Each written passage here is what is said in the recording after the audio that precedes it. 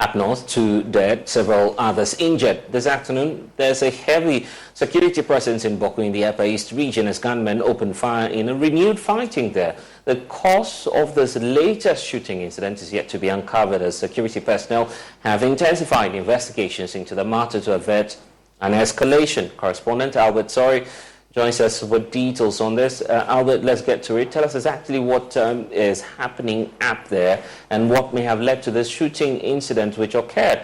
Give us some updates. Yeah, so this latest incident occurred yesterday afternoon between the hours of...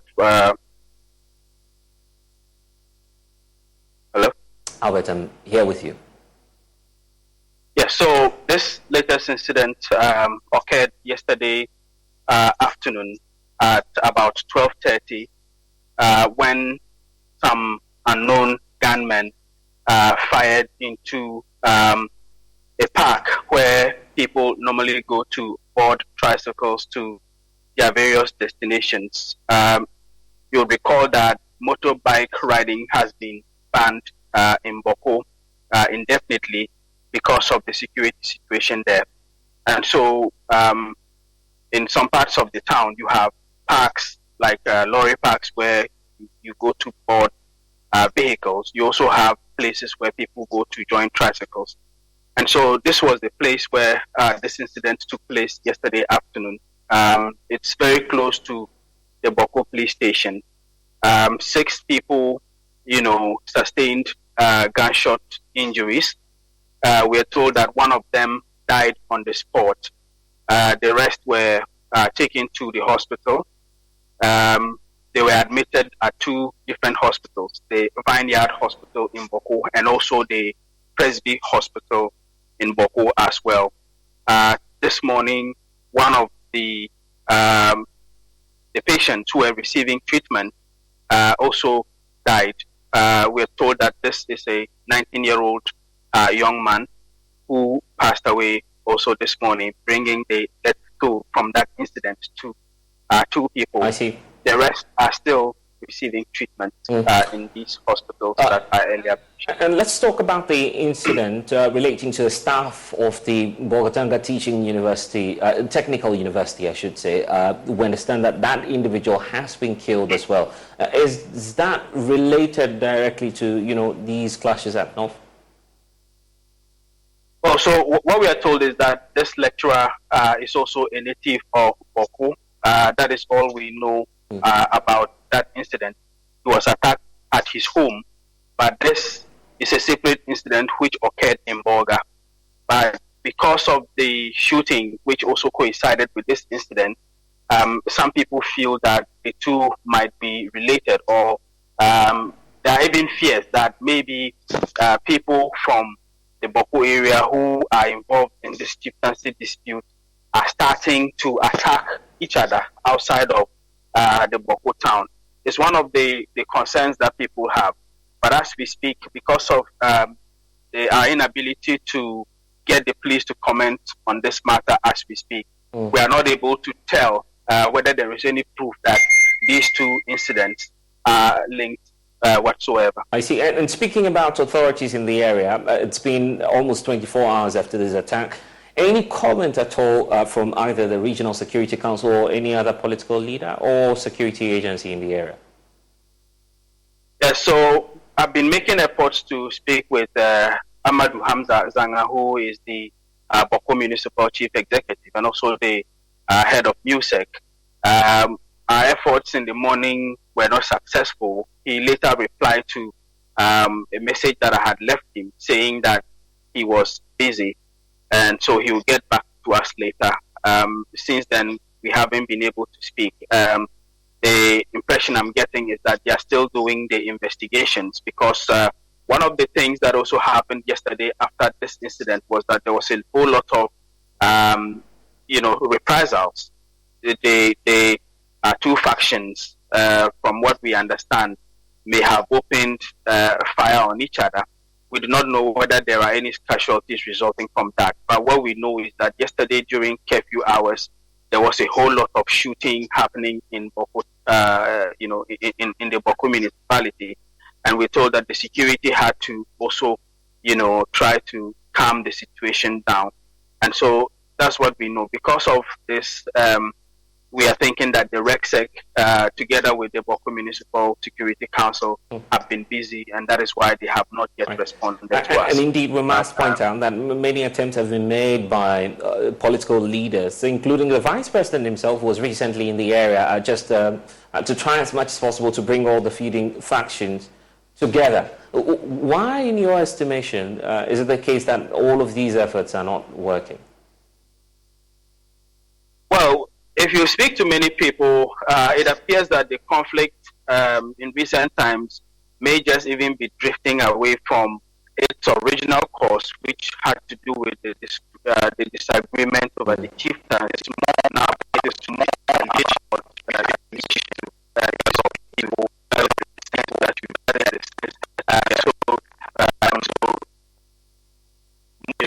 most people feel that people get shot at, and their relatives or their members of their own ethnic group also feel that they must retaliate, and that is why these incidents continue to occur. Before and it was an incident where another also happened, which was also killed less than a week ago.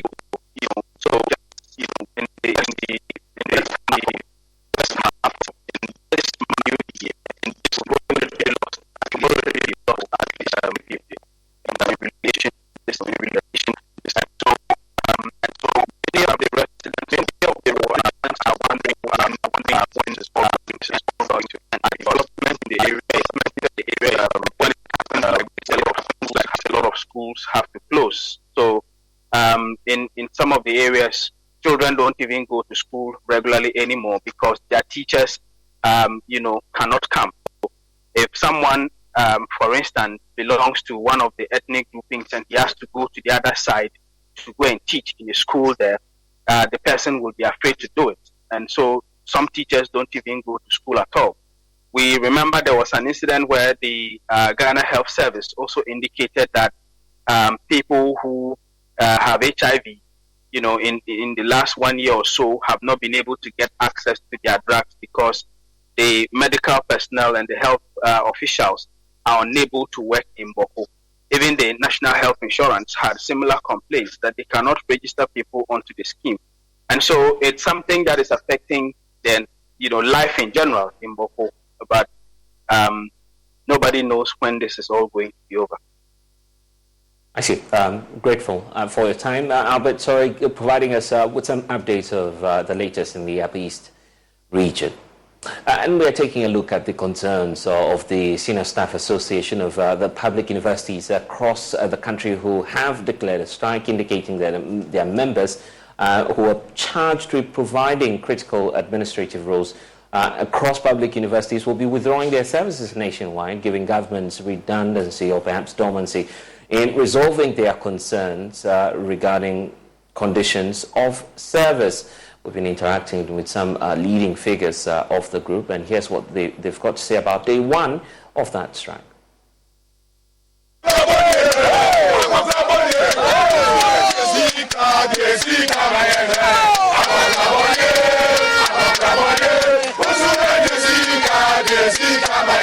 So the Senior Staff Association KNUST chapter have begun their first day of protest against government's decision to scrap their 50% basic allowance, which they have been taking over time.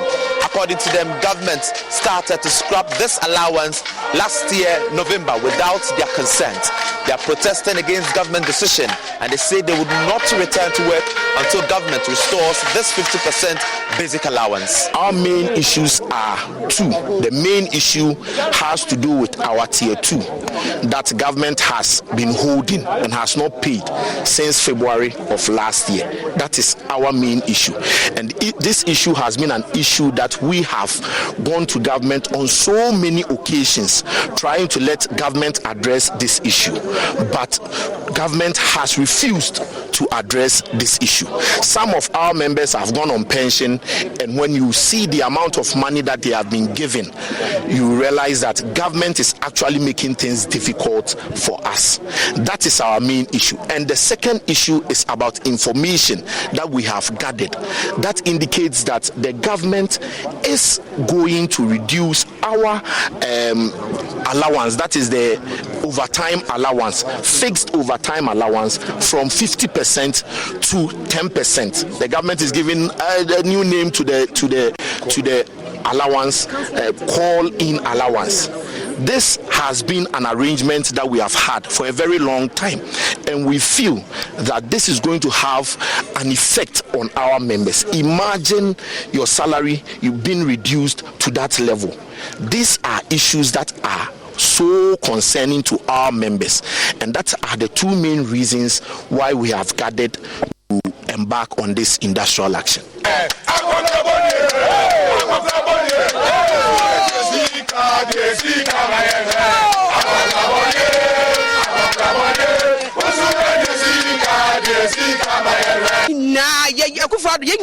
Before na election year pa no ye say ye de bro nya wie ye malko school adwuma ye wa say ye ba night me say election year ye betu tia papa we rough you are ye real see them say or restore allowance ni my kwame see ye betu tia no you are aye ye papa it is so person ye ni ekunu ye ma ye ni die opem so be hye ye ni na mo and as I said the abane eku ye tesa fantomai won pay mpuntu ba akokora na nakufa no ye betu tia rough. Why is that any government that come, if you are not increasing our pay, what we are already on, you are not supposed to take it out, and now you have not increased our pay, you are taking what we are already enjoying, which is very bad. So you should think twice and then restore our allowance for us. So when they are to resume work is not clear yet. According to the association, they would only return to work upon government's decision to restore their 50% basic allowance.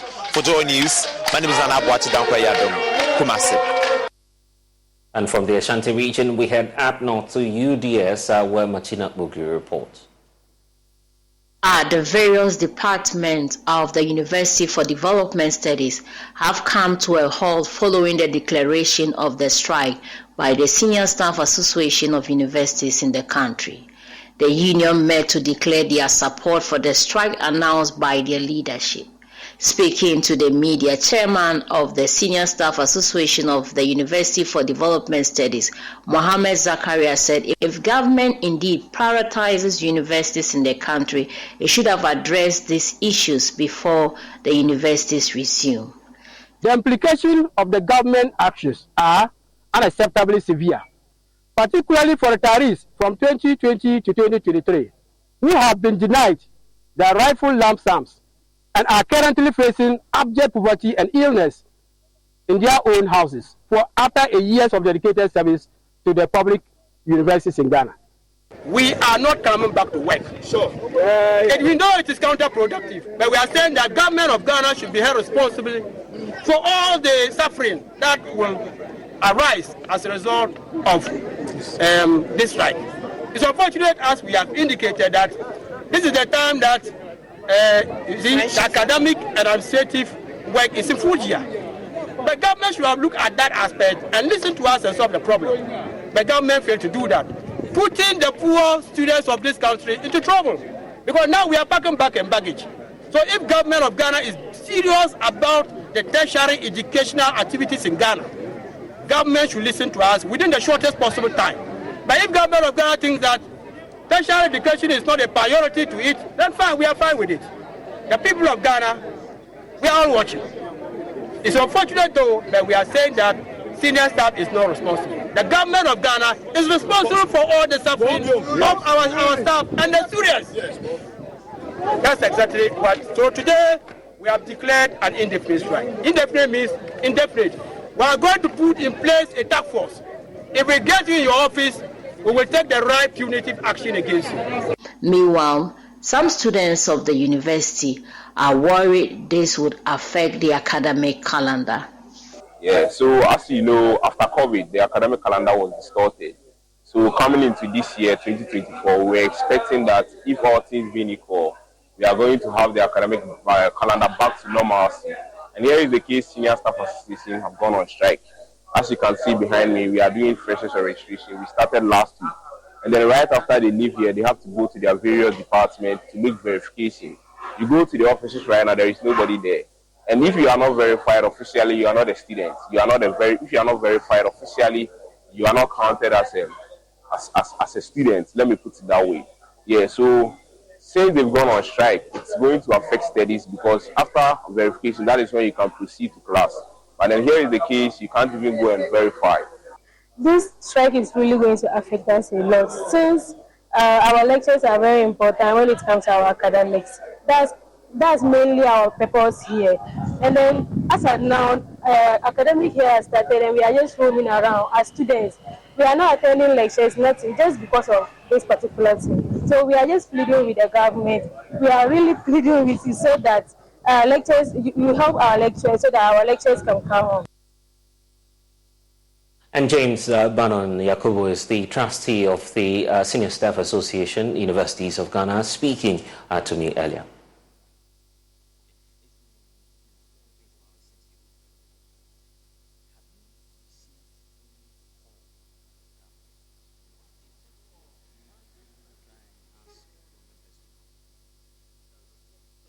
Not that I can say, but what I know is that before we went on the industrial strike, we have written letters to government.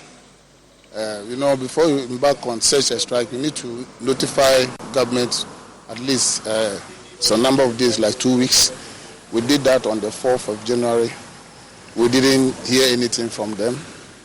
And then after we declared the strike, I saw some communique flying around. I don't know how true it is that Labour Commission is inviting us for a hearing. That I'm not too sure. Have you received that letter officially? Officially, not that I can say, yes. But what the social media one suggests? Yeah, sometimes something like that. Sometimes things can fly. So once I didn't get that official notification from the national seat, I cannot say that. But are you willing to engage? Oh, why not? Why not? We are employed in the university to work. And nobody is happy to be at home, including myself. Look, my brother, let me tell you, sincerity, this strike, I'm not happy about it. We are taking it as a pinch of salt because I have my case at the basic school. And the basic school is going to be affected. These children will be at home. This noble university, 40-something years, 50-something years, and they cannot access their lump sum when it comes to pensions. This is a very serious issue. If we think that we are not thinking about now, we will also go, and the same thing will follow us. So why won't we let government know now that we are active? We should fight for those who are inactive, so that at the end of the day, they can get what is due them. How can you work in the university for more than 40 years? You go home, they give you 2,000. 2,000. Some of them 1,500. These are the realities on the ground. No university worker is happy. As when it comes to our pensions, they don't respect us. They do it anyhow. You go sometimes. When was the last time you engaged government? We have been engaging government on this. You can remember our last strike. It was the same thing. They owed us some arrears from 2010 to 2016. Then we fought government. Government paid the principal, and then they didn't even use the appropriate rate. That normally the laws of the pension are very clear. When you default for a number of when you default, there is 3% penalty slap on the default period. Okay, in this period, the default period now is? The default is 11 months. 11 months. Yes. So you have to pay. You have to pay with the interest. And the one they paid last 2010 to 2016, they used some a simple interest instead of the percentage rate, which did not go well with us. We were actually shortchanged. We didn't get the value for money. You get it? So the law is clear. This time around, we are going by what the law says. That once you default, you must apply the appropriate penalty sanctions as stipulated in our communique when we call. The final question now is, if government wants to negotiate or talk with you at the National Labour Commission, it will then mean that you have to call off the strike. When it gets to that point, will you call off the strike? Will you call off? No, we will not call off the strike until all these things are finalized. We can be engaged with it. It is not. Would that be engagement in good faith? Because usually the National Labour Commission will ask you to call off the strike. Commission. Will you call off first before you engage? We will never. We don't call off strike while we engage. We know that we have already informed them. We have followed the due process. So we've given them that 2 weeks notice, and they are aware. So if they are calling us to engage them whilst, they appeal to us, to our conscience. But I'm saying that this issue has been lingering for quite too long. And if we look at this strike, actually, we have closed everywhere, including security, hospital, and then basic school. This normally when we go on strike, we exempt some areas to work. But this time around, we have locked everywhere. So we want them to actually solve this problem once and for all. We believe Ghana, there's money. I don't want to hear there's no money issue, because this country is rich. This is a rich country. We have everything. We have gold. We have everything. There's no mineral that we lack in this country. Let's treat our workers with some kind of decorum and respect, and then ask them to give out their best. Because if you treat me well, I will give out my best. If you have your wife at home and you don't treat her well, you will see the difference. It's just the same thing. Our management, including government, are not treating us very well. Recently, they are trying to touch our free hospital care. All these things, how will you do that and you expect the worker to give of his or her best? These are the things we are talking about. And nobody should think that the university worker, we are so much interested in going on strike. No. Our interest is not strike. If governments solve our problem, we will come back to work. Because stay at home, what will I gain? Yes, sir. Thank you. On to health, Ghana's vaccination and immunization against 6 childhood killer diseases could face a major setback this year if the government fails to meet its co-financing obligations under the Gavi vaccine initiative.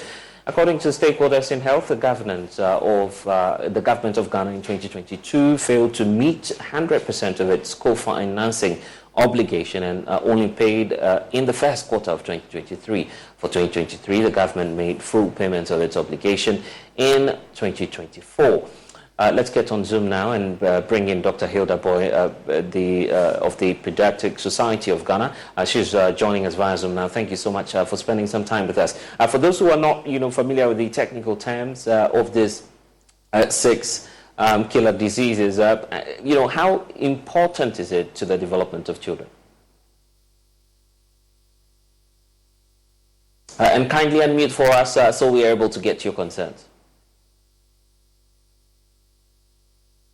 Hello, good afternoon to you and your listeners. I'm not the CEO from Pediatric Association. I'm the Executive Director for Hope for Future Generations. Apologies for that. Cecilia, welcome to the show. All the same, you're equally concerned about what's happening, just as the Pediatric Society is. And so we get to that straight off by looking at the concerns of your group as well, the Hope for the Future Foundation. So for your group, I'm just wondering what your perspective is on this matter. Okay, so thank you very much again. We appreciate what the government of Ghana is doing and to ensure and secure the future of our children and pregnant women. And so we are calling on government to meet its co-financing obligation to Gavi. Very important. The 2023 government has done very well to pay 60%, and in 2024 we heard that government has paid the rest of the 2023 co-financing. We just want to be sure that this is done, but from the feedback that we are getting from key stakeholders, government has paid, so that is it. But the important thing is that any payment of this co-finance is important to give the opportunity to Gavi to secure vaccines for Ghana, for our children. And so our focus or our call on government of Ghana to ensure that the co-financing for Gavi is paid early enough to enable Gavi get the vaccine for Ghana so that our children can be immunized, so that we don't face shortage of vaccines in the middle of the year. The government is currently facing undoubtedly an economic challenge or crisis. In the wake of this, what recommendations are you making in terms of funding? Because that will be a key challenge. Well, we know government is facing challenges, but should we leave our children to die from preventable diseases? We know that investing in vaccine is the biggest investment you can do, because if children fall sick, what will happen? The government will end up spending a lot of money. And we all believe in prevention is better than cured. We wait for children to get measles, to get diphtheria and all other diseases before we go and be buying drugs and looking for treatment. Look at the struggle that our health system is going in. Health financing is becoming a challenge. We have our systemic issues already. We have our bureaucratic issues. Our children shouldn't suffer that because we are not able to meet their needs. Yeah, and it's the main reason for which I'm asking the question. The government, in the wake of COVID-19, of course, brought about the COVID levy post the pandemic, and that's why I'm asking if there are any immediate solutions in terms of financing. Okay. So we are still contributing to the COVID levy, and so stakeholders are calling on government to take that COVID levy that we are contributing for health and also meet its co-financing obligations, not only for Gavi but also to farm. I think we are not meeting our co-financing obligation. How can we stay on our own if our health is depending on donors? I don't think that is what we all want now in this country. Grateful for your time, Cecilia Senu, CEO for Hope of the Future Foundation, joining us here. The stories we're looking at also include what's been happening in some of our hospitals across the country, because in the heart of the Busa North municipality in the Upper East region, within Sandema Hospital, originally designed to be a haven of care, stands in the state of disrepair. Whenever it rains, the hospital's roof betray their duty, leaking profusely. The structure has not escaped the ravages of time, displaying gaping cracks that question the integrity of the infrastructure. Health workers and patients say they find themselves in an unsafe environment. For a closer look into this uncertain reality, join my colleague Jojo Kobina in the first episode of Ghana's Sick Hospitals. So can't you see, for me and for peace, the sweat, you know that beats me like the ice to your chest. So can't you see? It is an ultimate walk of shame for any visitor to the Sandema Hospital in the Busa North District of the Upper East region. If you are blindfolded, dumped here in the corridor, and the cloth is pulled from your eyes, you could never guess that this place is a hospital. The walls are dirty and the paint almost peeling off.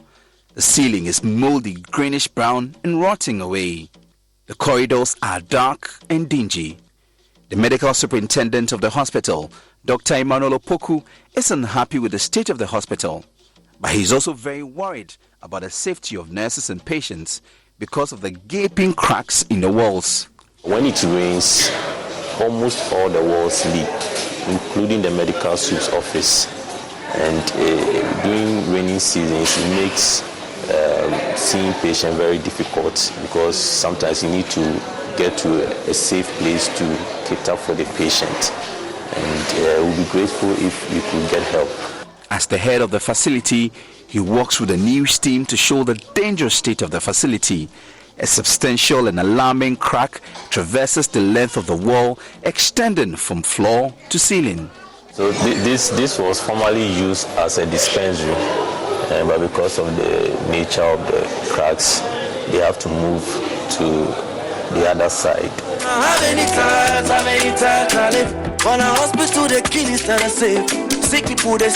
Every part of the almost 94-year-old hospital leaks badly.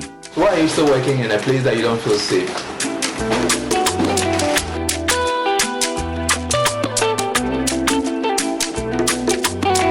And if I ever had an accident or something happened to me and I need to visit the hospital immediately, this is where I'll be rushed to. I will just quickly rush into the consulting room 1 to see exactly what is happening there.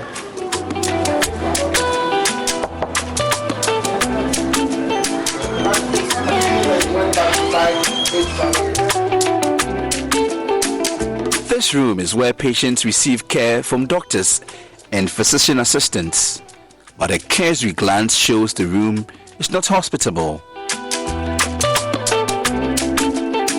Just like the corridor, the walls are crying for a fresh coat of paint. The leather upholstery of the chair for patients is badly torn, exposing a dirty brown cushion. The state of the furniture is so bad that you would rather consider standing to receive diagnosis. The floor tiles are broken, weak, and unsafe. Although the state of the consulting room is nothing to write home about, physician assistant Erica Yariga has bigger worries. Safety, as you all know, it's a universal demand. It's a basic, fundamental thing. But safety in my consulting room with what I'm seeing, of course, no. However, once we are mandated to give services, we have to sit under such conditions to be able to render services to the less privileged. So safety, I'll say no. Mary is nearing 70 and a native of Sandema. She witnessed the hospital lose its luster over the years. She's passionate about the children's ward, which is also deteriorated.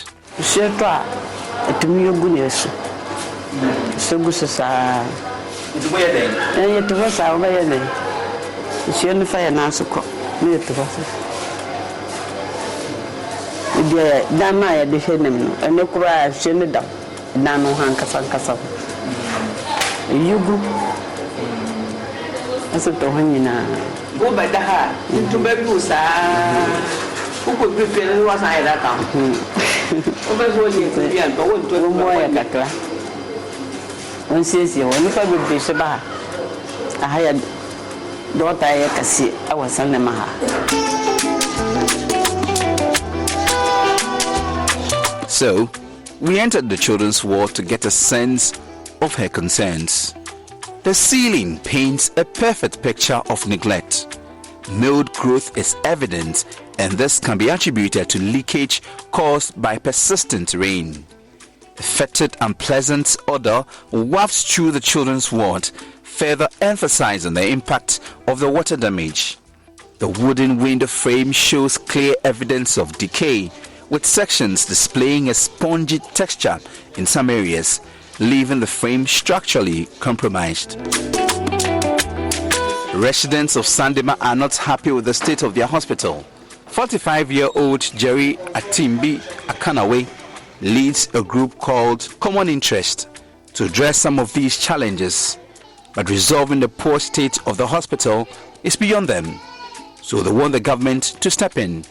We've done a lot about this district and some department, but for the hospital, it is something that when we heard about the hospital state, we came to the management to find out the problems, and we realized that the problems were beyond the hospital itself. Most of the offices, from the OPD to even the doctor's office to the children ward and other places, are all just in a bad condition. In fact, I managed to pull him aside to have one-on-one on him.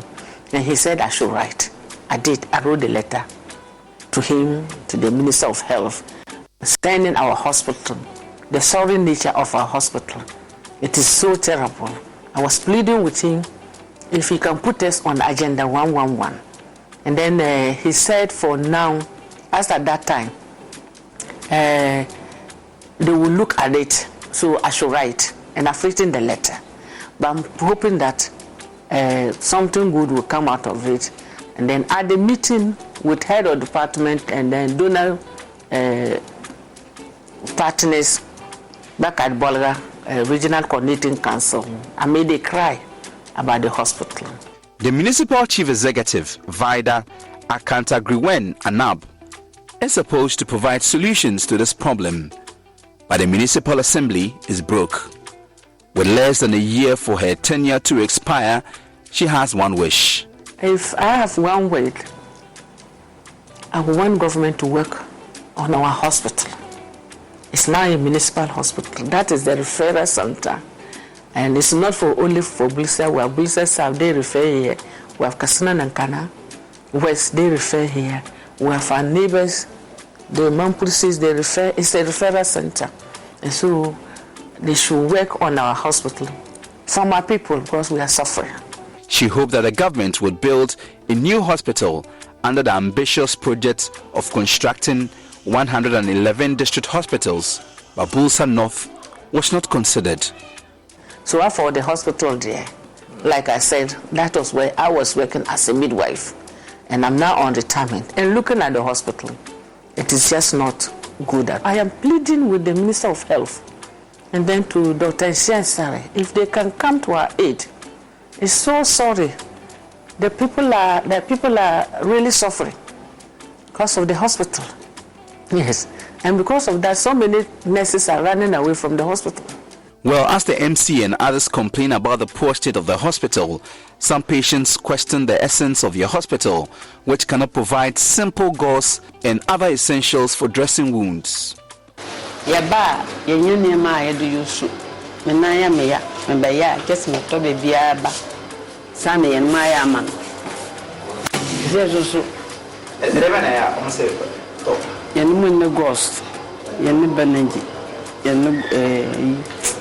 What? Shewi. And when you say, boss. What are we? What's it? No, I could talk Benengi. They are the back at us, and listening. And when they are ghosts, the wing, I just saw talk. How come say we all day matter inside, we all day suffer? Mary says although she has a valid national health insurance card, nurses always tell them to bring the supplies because the government has not fully reimbursed them.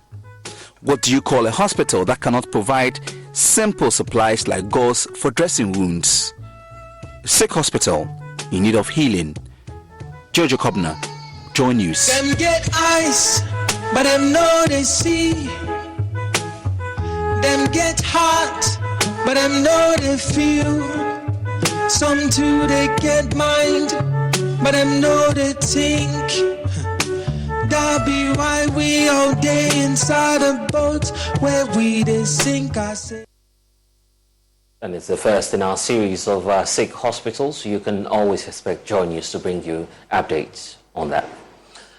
Still to come, why are too many Ghanaian women becoming obese? That's the question we're asking this afternoon. % of our women are either obese or overweight, specifically about 22% of them that are obese and 28% of them that are overweight.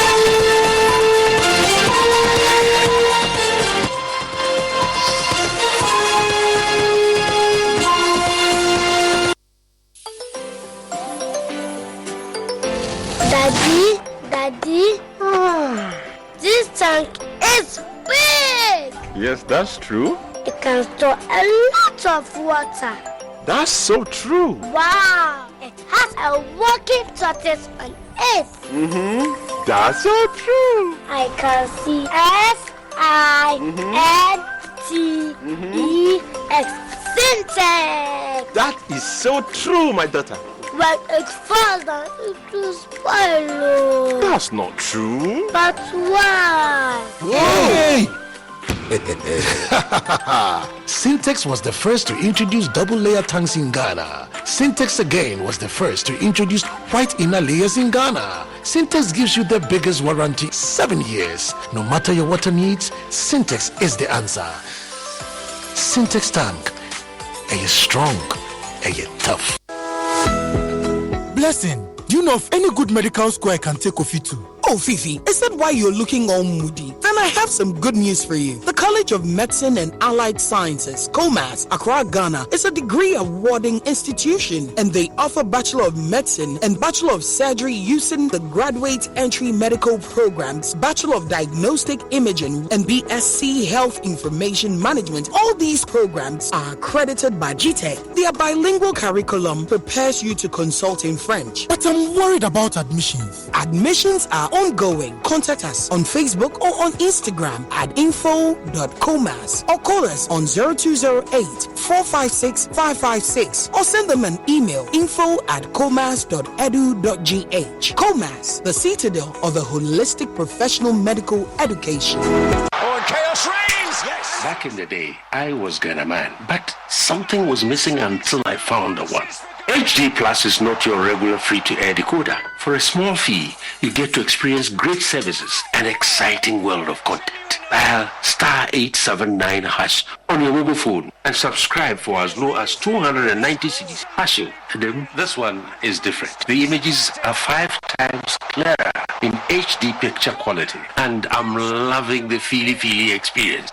HD Plus, I love you. But I'm still here. HD Plus, for better, for less. That's right. Get your HD Plus decoder from any Electroland outlet or our dealer shops.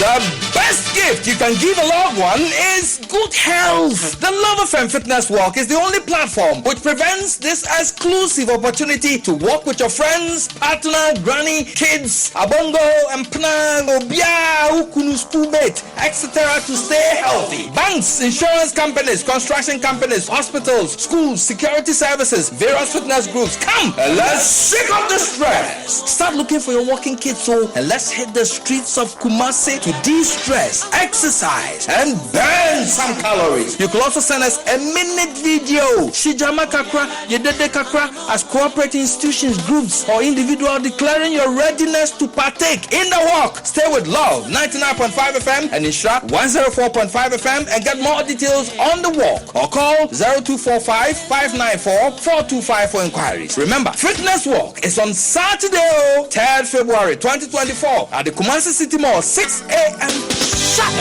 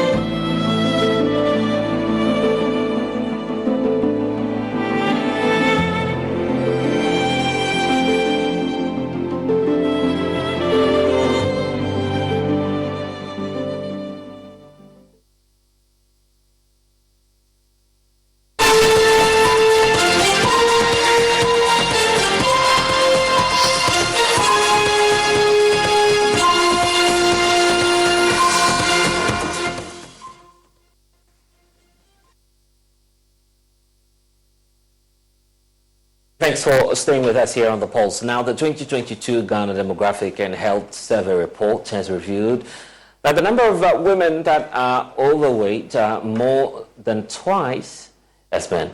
The report specifies that 50.2% of women aged 15 to 49 are either overweight or obese, with 20.7% of men within that age bracket also either overweight or obese. Government statistician Samuel Enim added that people in urban centers tend to be weightier than those in rural communities.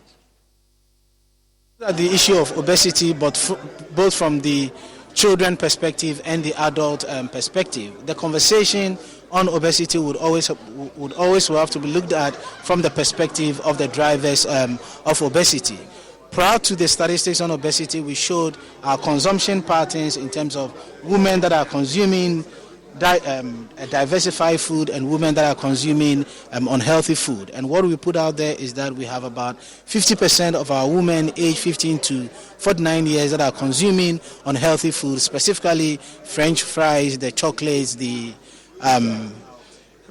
all the food that comes with heavy oil base are identified as unhealthy food. And this has translated in we seeing that about 50% of our women are either obese or overweight, specifically about 22% of them that are obese and 28% of them that are overweight. While we see lower numbers for males, but it's still a matter of concern. About a fifth of our men 15 to 49 years are either obese or overweight, specifically with 3.9% of them being obese. We see a relationship between children that are obese and their age. We see a higher percentage of those 0 to 6 months that are obese, specifically about 8.2%, and this figure reduces to about 2% for children within the age bracket 40 to 59 months. What we've realized is that of the 17 Sustainable Development Goals, the Demographic and Health Survey is able to give us information on 7 out of the 17 Sustainable Development Goals. For instance, the Sustainable Development Goal 1, which touches on no poverty, through the data collection around issues of health, wealth, and basic services, we are able to provide an updated data on no poverty. The same applies to zero hunger, good health, quality education, gender equality, and also partnerships based on the proportion of people that are using internet services. Well, joining us in studio now is Godwin Odeja, the head of demographic statistics, Directorate of the Ghana Statistical Service. And thanks for your time here in studio with us. Of course, I'm just trying to go through a number of very interesting findings that we see in this very document. Quite a simple one that you've summarized for us, pointing out a number of issues relating to demographics and health, which is very critical for any nation that wants to develop. But let's start off with this concern about women's nutritional status across the country. The fact that, quote, 50% are overweight or obese, as the report is finding out. What's the implication? Well, thank you very much, and greetings from Ghana Statistical Service. Today we launched the 2022 Ghana Demographic and Health Survey. The main idea behind this is to look at our population and health situation.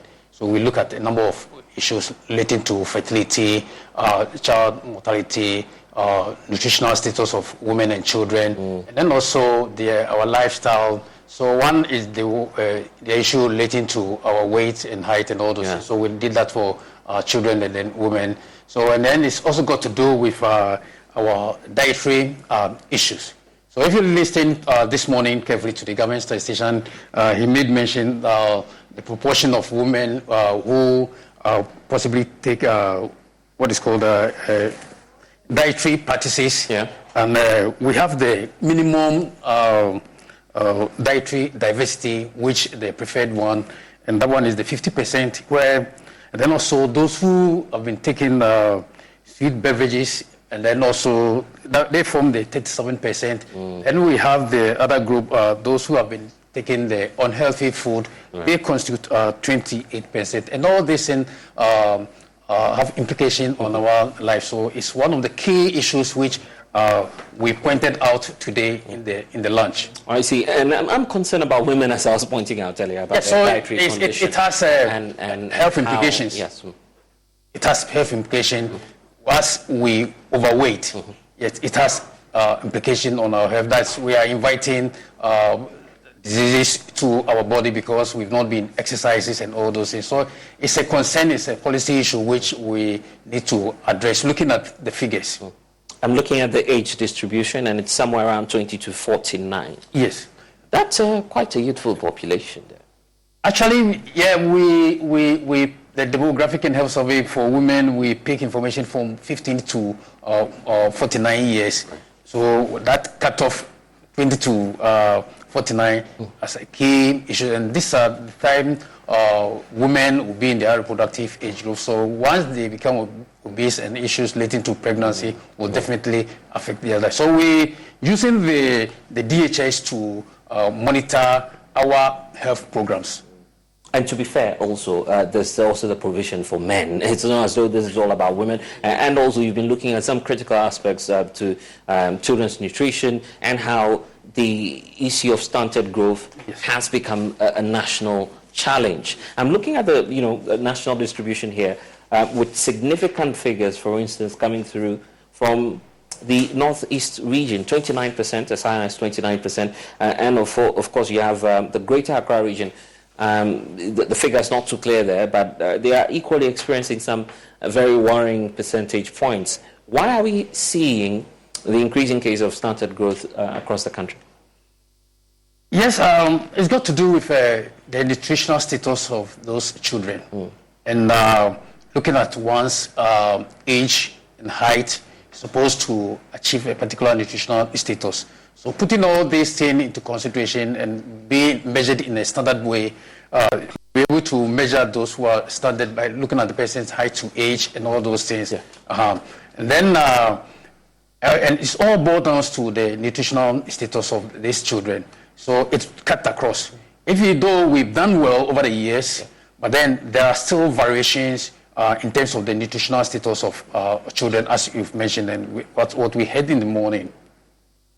The infant mortality rate also coming down significantly, as we're seeing on this chart you've provided, giving us a trend of what's happening across the country.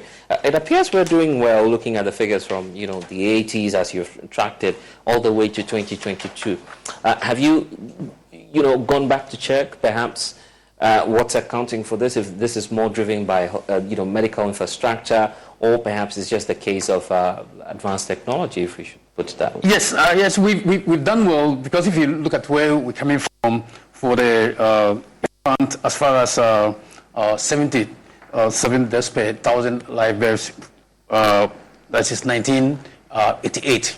Now it has come down to 28 for the 2022 Demographic and Health Survey. Let's see that we've really come far. And it's got to do with practices and then behavioral issues. Issues like children attending to healthcare facilities when they are sick, and mother attending to the children, and all those things. Also, we reduce the infant mortality. We were able to take all these things into consideration. So I can say that basically our practices, healthcare issues, seeking healthcare at the appropriate time, will all reduce the what is called the infant mortality, as well as the nutritional status of all these children. If they are not malnourished, and all those things will definitely help us to reduce the infant mortality. That is the reason why you've seen the figures. And again, you're painting a national picture, giving a regional breakdown as well. And here again, somewhere up north in the Upper East region, you have the figures surging really high. Is it the case that there's some peculiar challenge with the northern parts of the country in terms of stunted growth? You have, child mortality also facing quite a significant challenge there. Yes, so as I mentioned, though we didn't ask why there's this high death in the district, but then you can use from issues relating to health issues and practices. Compared to the southern part where we've been having access to health issues. So if you look at what was presented this morning, we look at the distance to the health facility. Okay, so that could be another contributor. So distance to health facilities, we look at those who do more than 2 hours or more. So from as low as 0.8% in Eastern region, yes, we have as high as 11.6% in around OT side. So once you start going up north, there's a challenge of access, or perhaps proximity to. Not really because we've not done scientific that when you go out, yes. But the trends are showing that the numbers are higher up there. Yes, the numbers in the northern part of Ghana, the numbers are high, and it is not what is called a recent issue. It's called, if you look at the time we conducted the DHS from 88. Yes, but it has been coming down, but we can still say that it is still high. If there's anything the nation needs to be picking up from these findings you're putting out, what recommendations are you putting out there, and why would you say that these figures that you're putting out in this latest report ought to be taken seriously? Yeah, so we if you look at our findings, we attempt to compare it to our national target and the global SDG goals to see whether by 2030 we'll be able to achieve some of these SDG indicators. So issues relating to access to health facility, the more closer it is, the more people can, or the population can have access to this health listing. And then also the times we visit the what is called the hospitals, the clinics, also is an issue. Once there's a sickness and then you are able to visit there that same day, that would be better because you have access to faster response compared to those who delay in going to the listing. So putting all these things together will account for our health status, whether we're doing well or not. Are we going to make that target based on the projections you're making now and all these figures that you're putting? Yes, together? Ghana, we've done very well, and if you look at what is called the infant mortality rate, right. Now we're hovering around 28, but the expectation is that yes, it should be maybe less than 12. Mm-hmm. Then the under 5 will be less than 25. Mm-hmm. So if you look at where we are now, yes. Under 5 we are at somewhere 40 deaths per 1,000 live births. Yes. As to whether by the 2030 we'll be able to achieve this, is what we need to fight for. We need to work towards it and see whether by 2030 we should be able to achieve the under 5 and then the infant mortality target. Would you say that we need some more time beyond the 2030 target to at least deal with some of the the target is the 2030. Yeah, that's the deadline. Yes. That's what we have to do is to work towards the 2030 through health intervention programs and all those things. Then we'll be able to reduce the infant to a bearable minimum to hit that target. Yeah, but if it took us more than 10 years to get to where we are now. Yes. Going by the rate at the decrease. Yes, or we may be able to achieve some of the targets. Decreasing rate. You obviously know that will be. We may be able to achieve some of the targets. Mm-hmm. Some we may not be able to achieve. And which one do you predict might be? No, I will not predict now. I will not predict because now. I'm just looking at the numbers and trying to make sense of them. Yes, I think 1988, for instance, as you're putting the beauty of it is to 2022, it's moving from 77, bringing us to 28 per 1,000 live births, right? So we still need the same period of time, or at least half of it, to clear everything out. Yes. So if you look at where we were in 2014 for the under 5 mortality, it was 60 deaths per 1,000 live births. And then by 2022, yes, we moved to 40. So it's possible we can achieve, looking at the way we're going down to with that level. Right. Yes, it's possible we can achieve some too. We may not be able to achieve. And I was talking about the recommendations earlier, and if there are some recommendations you've put into this document, at least to inform policy and to inform action from stakeholders, what would that be? Definitely. We've been working with Ghana's health service in monitoring of these programs.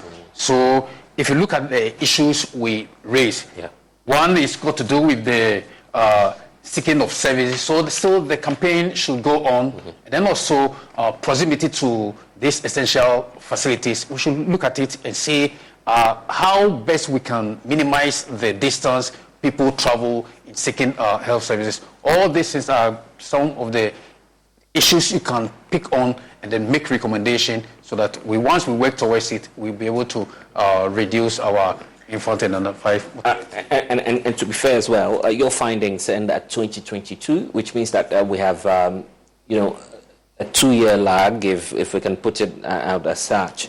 If we're to carry out a survey today, looking at some of the findings you've made, do you have a sense of belief that things might either have improved or decreased? Yes. So once we've launched this report, Ghana Health Service have been using the report to study the report, and then improve on the services that they've been delivering. So that's the reason why you see most of the indicators are going down because of the data they've been planning with and then working towards that they will be able to reduce those what is called areas where we think are high to a bearable figure for us to sometimes achieve the SDG targets. The World Bank, the Global Fund, as well, are all partners in this project. The issue about funding, that will be critical if we want to speedily beat the curve, as some experts would say.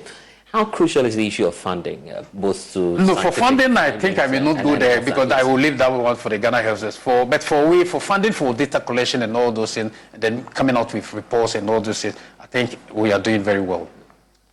We'll have to leave it here. Thank you so much for spending some time with us here on The Pulse. And that's it about the 2022 Demographic and Health Survey. A report there for you by the Ghana Statistical Service. But we stay on the environment because the Environmental Protection Agency, EPA, is charging the private sector to explore positive aspects of the climate change effect. The CEO of the EPA, Dr. Henry Kofi, speaking at a carbon credit agreement signing between the Jospon Group and EKI Energies, said the climate change is negatively affecting human activity. It also has a positive aspect. He therefore strongly urged Ghanaian businesses to explore the positive side of climate change to make climate-smart investments. Change is impacting the people in several ways as the country sits at the intersection of three hydroclimatic zones. Changes in rainfall, weather conditions, and sea level rise will affect the salinity of coastal waters. This is expected to negatively affect both farming and fishing activities. However, the Chief Executive Officer of the Environmental Protection Agency, Dr. Henry Kokofu, speaking at a carbon credit agreement between the Jospon Group and EKI Energies, said Ghanaian private sector businesses must explore the positives of climate change. There are lots of advantages out there, particularly for the private sector. And Jospon Group of companies, Dr. Japon has done so well leading the way and the pathway. We've been talking about climate change effects, the negative aspect, but there are positive factors, and that is what you are witnessing. There are climate-smart investment out there, 175 different areas that one can invest in, running from nature-based solutions to built environment solutions, whereby recycling, reuse, and the circular economy closing the circuit. So it is a very good example. It is for all of us to see that going forward, climate prosperity plans also involves the private sector, non-state actors to come on board to play. The $1 billion carbon credit agreement between the two companies is to boost Ghana's carbon credit rating over 5 years and also to give the Jospon Group an exclusive carbon trading right with EKI Energy Services. Joseph Siawe Japan is the CEO of the Jospon Group. Briefly, it's partnership and collaboration. We all know that the world now is into carbon, it's into climate change issues, and as Jospon, that we are yet coming in. We needed a partner strong like EKI to handhold us so that we can develop very strongly into that market. So it's a collaboration in terms of technical, finance, and development so that we can get into that space of business very, very strongly. So this year, 2024, we're going to map up strategies of how developing better into this market by taking each segment very strongly and then seeking the technical advice of Ministry of Environment, in the person of Dr. Derry and Dr. Benefo and all the other carbon credit officers. And then also with EKI coming in, I think that we're going to go a long way for carbon issues to help this country, Ghana, and as well as everyone.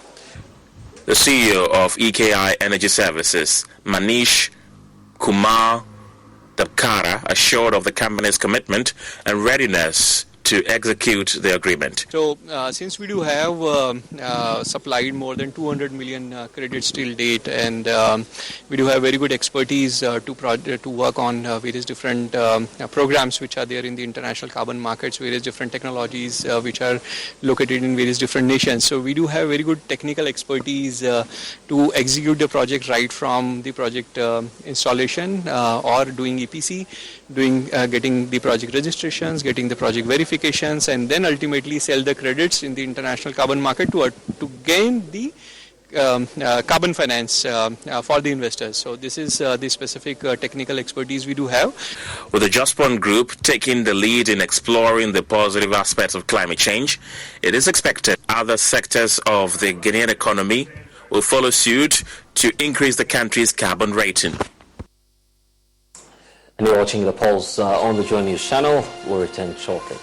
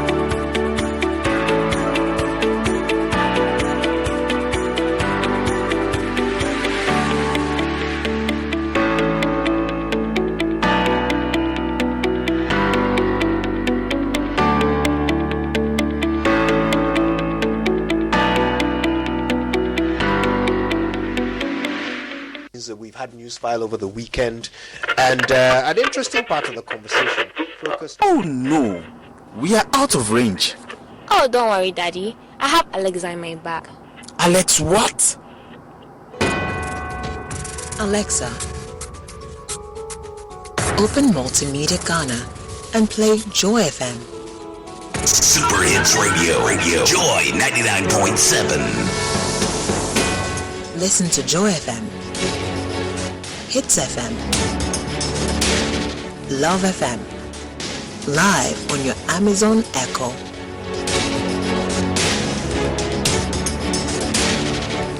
Listen to your favorite multimedia radio stations live on your Amazon Echo device by saying, Alexa, open Multimedia Ghana, play Joy FM or Hits FM or Love FM.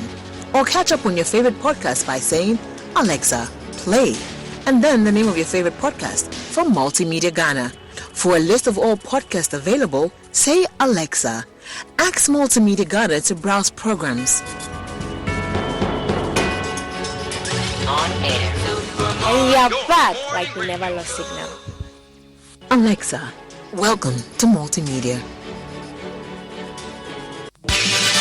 The best gift you can give a loved one is good health. The Love FM Fitness Walk is the only platform which prevents this exclusive opportunity to walk with your friends, partner, granny, kids, abongo, empna, obia, ukunu, schoolmate, etc. to stay healthy. Banks, insurance companies, construction companies, hospitals, schools, security services, various fitness groups. Come and let's shake off the stress. Start looking for your walking kit, and let's hit the streets of Kumasi to de-stress, exercise, and burn some calories. You can also send us a minute video. Shijama Kakra, Yedede Kakra, as cooperating institutions, groups, or individual declaring your readiness to partake in the walk. Stay with Love 99.5 FM and Ishra 104.5 FM and get more details on the walk. Or call 0245 594 425 for inquiries. Remember, Fitness Walk is on Saturday, 3rd February 2024 at the Kumasi City Mall, 6 a.m. Shut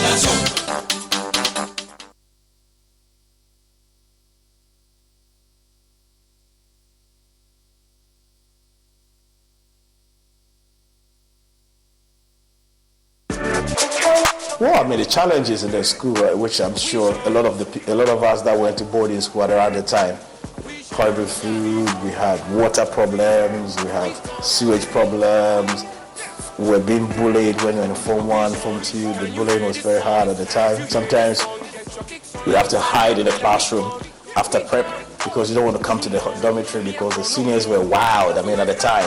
But you certainly didn't escape the bullying. Of course I didn't. I mean, I was both bullied. The time that we were in school, we had proper men in school. It's not now that everybody's young and they are boys. We had men. I remember I could put my eyes into some seniors that were fathers. And they were in the school. And the Bawku Crisis school is quite big as well. Yeah. And you will be sent from dormitory to a master's house about several kilometers away just to go and buy food for a senior who feels around 10 o'clock in the night he's hungry. Goodness.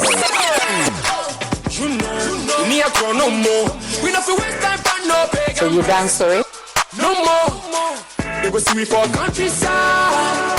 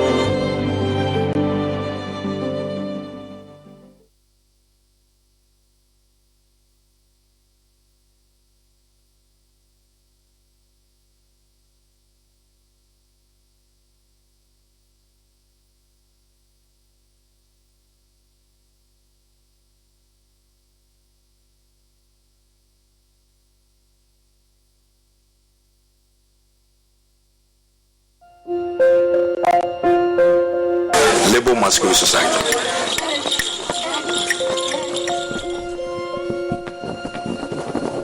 The main purpose that we even formed the Labour Masquerade Society was to influence the kids in the neighborhood.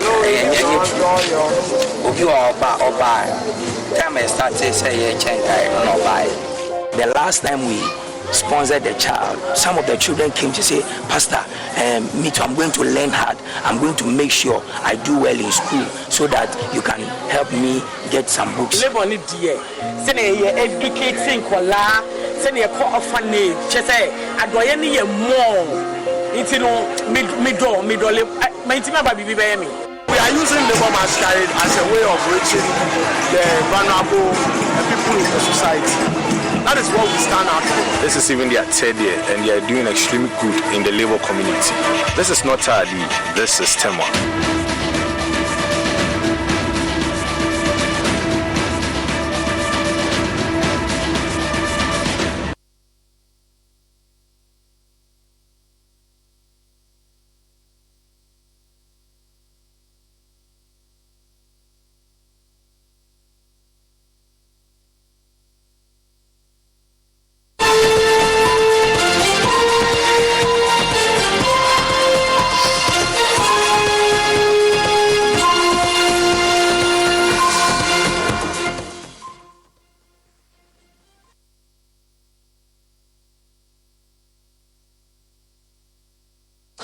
Well, if you've been around for some time, you would have a very high regard for this brand, Ghanaian Times. At some time in the 90s, it was simply a fashion to buy graphic and Times.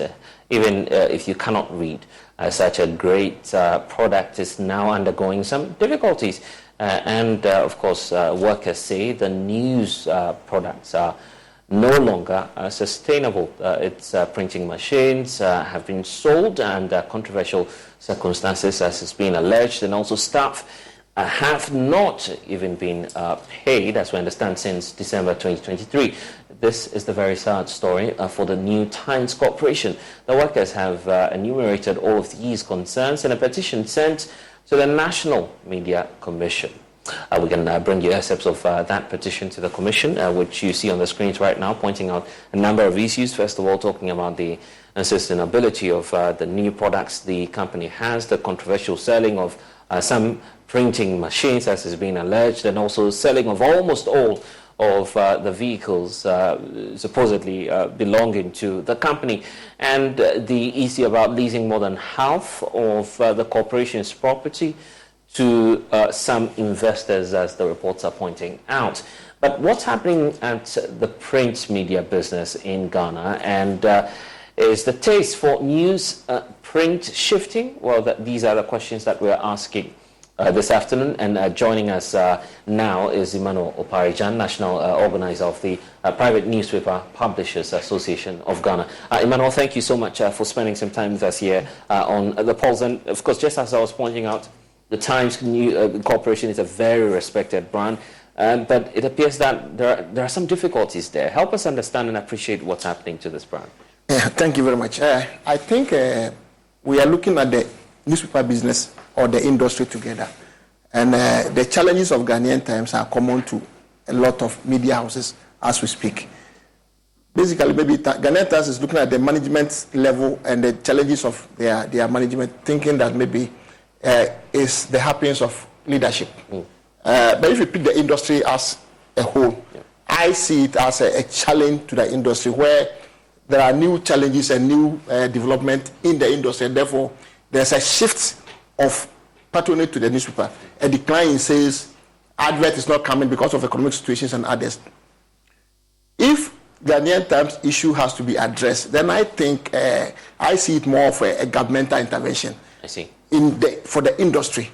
Even if the best economists is sent to Ghanaian Times to manage, that will be a challenge. That will be a challenge. And in fact, I'm glad that you're pointing out that this is an industrial challenge. The newspaper industry appears to be suffering some challenges because of the advent of technological advancement and all of that. But we see some of the states, newspapers, aside Times, trying to upgrade or perhaps move on to new media and bringing on board some new policies. Is this something that others within the space should be considering at this time? I think what has to be done in Ghanaian Times is to let them appreciate where we are now, the new trend, the digital space, subscription-based, digital subscription, others is where they have to encourage. If they don't have the equipment to do that, I believe that this is the time they should use the challenge they are facing now to transform into that sector of development where is the new way to go.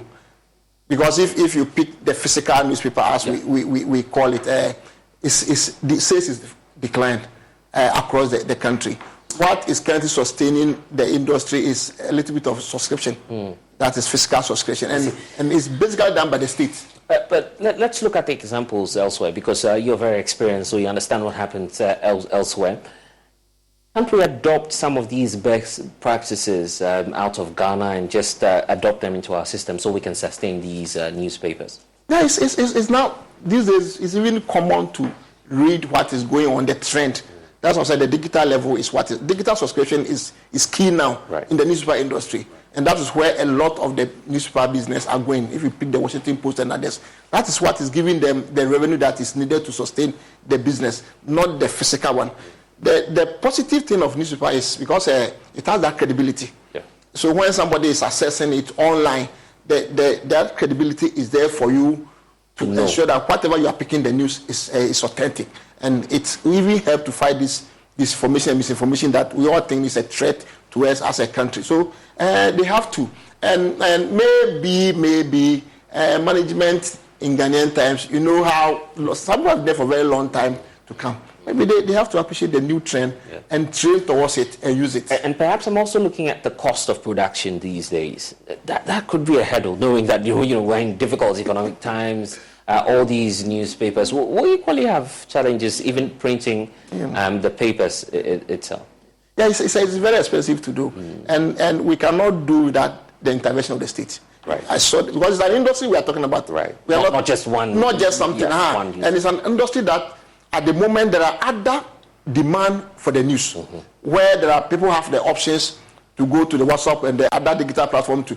So if the government refuses to see the need that newspaper is part of national development process, and whatever is published, like because in the morning, if you listen to a lot of radio stations, it becomes the raw material for discussion.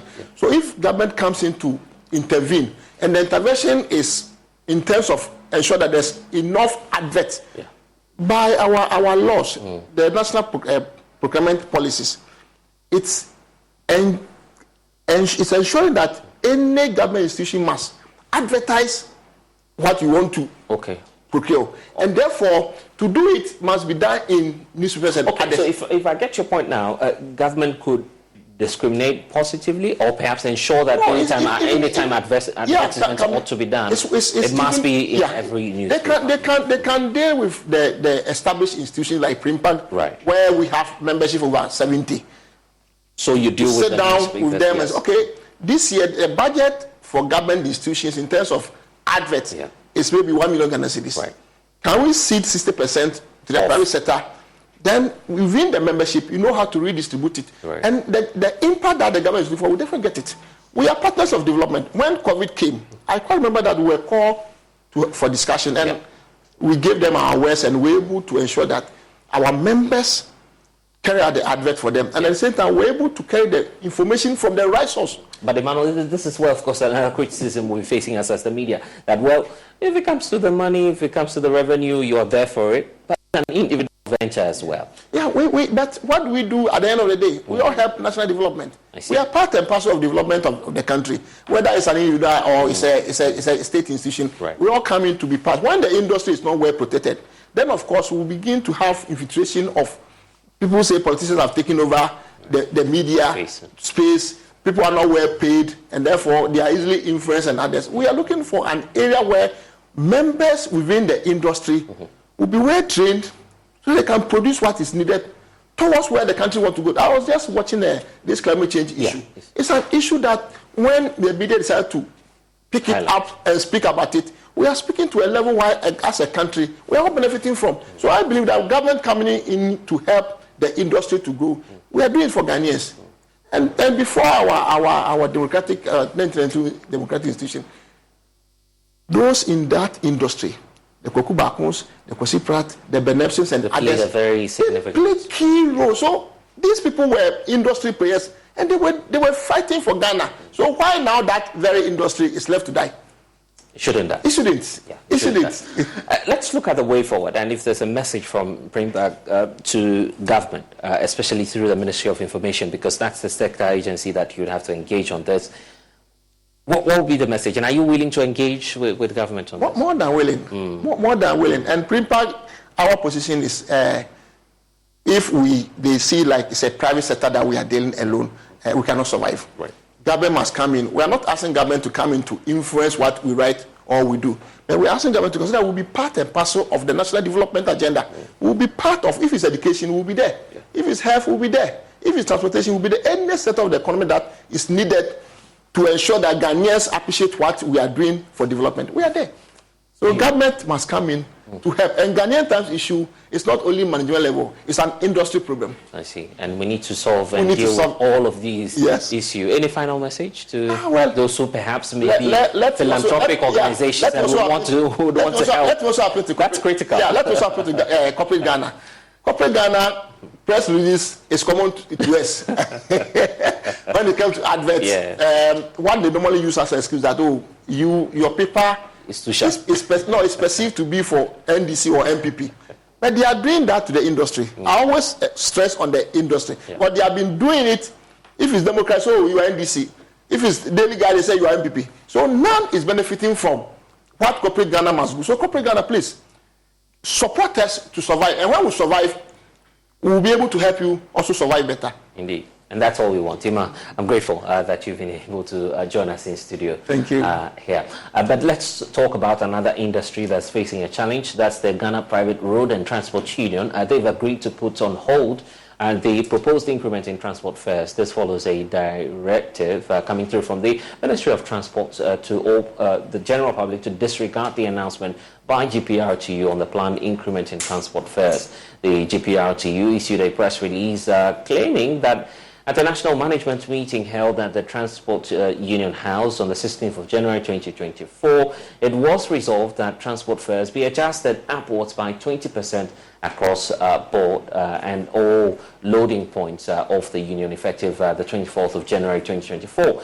The ministry says that there was no negotiation with these transport operators to review the fares. Speaking to Benjamin Akakpo on the AM show this morning, General Secretary of GPRTU, Godfred Bombri, said members have decided to heed the directive from the ministry.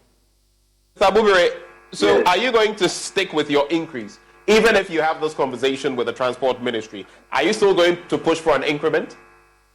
I heard that. I told you mentioned that the minister had asked to put on hold on it. So definitely until you go back to them and then sit down. No, I'm saying when you go back to them, to them, that's what I mean. Will you still push for an increment? No, the meeting will decide.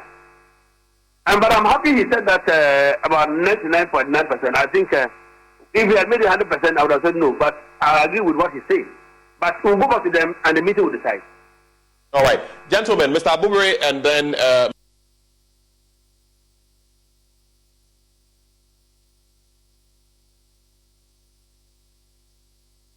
Meanwhile, some passengers, John News engaged this morning, have been dismissing any attempt to increase transport fares. They say that the timing is wrong and will negatively affect them. Drivers are about to increase prices. So, in my opinion, I think it's the poor management and increase of fares right now. And when government increase the price of fuel, it affects the drivers as well. So right now, drivers are increasing it. And it will have an effect on the youth as well, especially we the students. Because most of us, we are not staying around. And we are not having hostels too. Since they are increasing transportation, I think it might affect me financially. And also, when I want to come to town, because it has been increased, I have to double my transportation fare, which will affect maybe the things I'm coming to buy. From Madina, Kakasua, disagreement for some just saying, 20 Ghana. Mema ko juma me try in 20 Ghana, me ba 20 Ghana man tell saying. E dey say for Ghana me nya ni di onanado. Me nya ni di, me nya no so go. Yeah, the transport fares in there, it won't help us at all because we the workers, we normally take car every day. And the salary too is the same. So if they increase the transport fares, at least they have to also cushion us so that we can also be compensate for that losses. Because if we are, if my salary is small and then the transport fare too is increased, it's not the best. And now Ghana is facing one of the Africa's football giants, make or break encounter later today in the ongoing Africa Cup of Nations. Some sports pundits say the odds are against the Black Stars, with the Pharaohs of Egypt being the favourites. Some Ghanaians are also pessimistic about the Black Stars' ability to end Ghana's 42-year-old AFCON trophy drought. We take you live to Ivory Coast shortly. Firstly, I want you to listen to the coach of the Black Stars, head coach Chris Hughton, and forward Jordan Ayew at a news conference ahead of the games. And everyone that plays football, this is bread and butter, and everyone gives his 100%. Sometimes things go your way, sometimes things don't go your way. But I think we need to do more, that's for sure. And we are ready to do more, and we're going to do more. So nobody should worry about that. And tomorrow is a big day, and we know that it's a big day, and we know how much it means to Ghanaians. And for we ourselves personally, we want to perform. We want to perform in this tournament. We didn't just come here just to visit Abidjan. We came here to perform well. So we'll see tomorrow, and we're ready, and you cannot. I wouldn't agree when you people say people lack commitment, or no one lacks commitment. Everyone is fully committed. It's just that sometimes things go your way, things don't go your way, but you need to force things. And tomorrow we're going to force things. And that the Black Stars in this same position throughout the years have been able to come through victorious in the second game. It is something that I am aware of, but I think the biggest motivation for the players is that we are here. We didn't get the result we needed in the first game. This is the motivation we need for the second game. We want to do well in this competition. This is the motivation that we need for this game. We are up against a big team, successful team in Egypt. This is the motivation. And probably more than anything is we are aware of expectations. We have a wonderful support behind us and always do. And there isn't one player in the squad, and Jordan's here, having played in AFCONs before and represented Ghana for so many years. There isn't one player in this squad that isn't aware of what this game means, and they're the biggest motivations that we can give to the players. Well, let's take you to La Côte d'Ivoire now. Muftau Nabila of Joy Sports is joining me with details on this. And Muftau, let's get to it. How are things shaping up for the game, which kicks off in a few hours from now?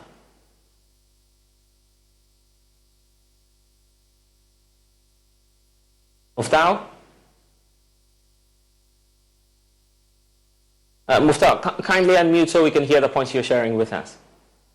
Okay, so I am saying that it's been a moment of optimism. It's been a period of excitement, and also a period where Ghanaian fans are.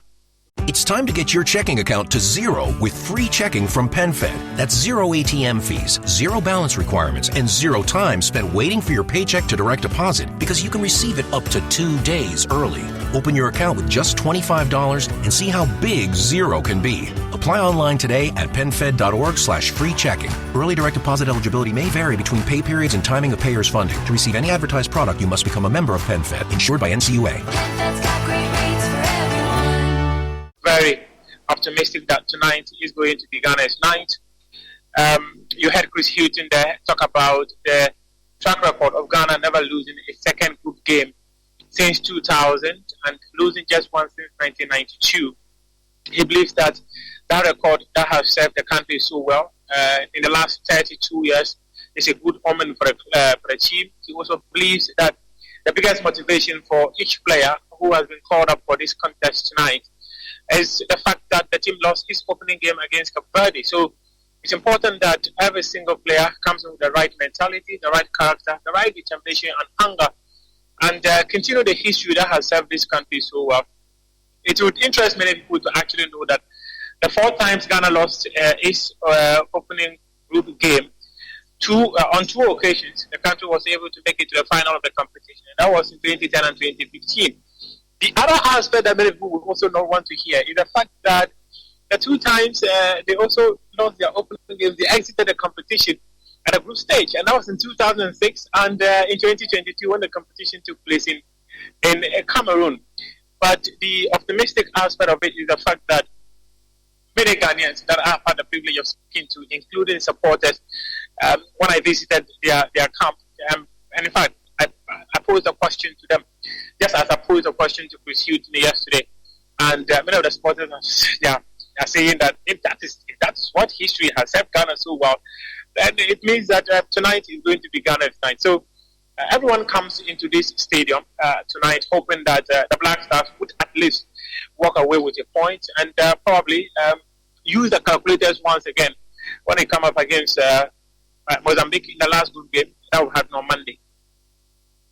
Let's look at the possibility of those who are going to make a difference in this game. The last match didn't, of course, feature the star of the moment, Mohamed Kudus.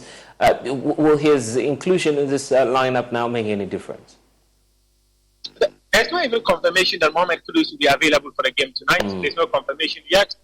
But the fact is that 3 times to the boys. So that is good news from Ghanaian perspective. And the technical team, I do know, would definitely use Mohamed Kudus if medics approve that he can play at least 20, 30 or even 15 minutes of this game. So from where I sit, Mohamed Kudus' availability is something that's going to be massive for Chris Hughton and the rest of the technical team, as well as even the playing. But the players, they've got so much respect for Mohamed Kudus' talent. The players have got so much respect for what he brings to the table when he's part of the team. And if you've had the opportunity of seeing their training sessions, you realize that within the group about how they think they can recover. I was at that press conference when a Nigerian journalist actually asked Jordan Ayew whether this group of players will feel that they've let down Ghanaians if they exit the competition at the group stage, and he said, since that has not happened yet, it's the conversation that shouldn't be brought up at all. So it is important that everyone approaches the game with the right mentality. And I think with the availability of Mohamed Kudus, if medics confirm that he's available, if the technical team decides that maybe a 70% or 60% or even 90% fit Mohamed Kudus is better than 100% fit any other player within the group and wants to let him play this game tonight, they are definitely going to do it. And I think that if he is available, he will definitely going to be. Okay. And in this group, it is always difficult for you to find the next creative player who will produce something magical for Ghana. We'll be on the lookout for the games and to see what the outcome will be. Muftau Nabila Abdullah joining us from La Côte d'Ivoire. And that's all we have for you in this package of the Pulse. For more news, log on to myjoyonline.com. I'm Lester Suga. We'll leave you with Let's Talk Showbiz. Bye-bye. Hello there, you're welcome to Let's Talk Showbiz here on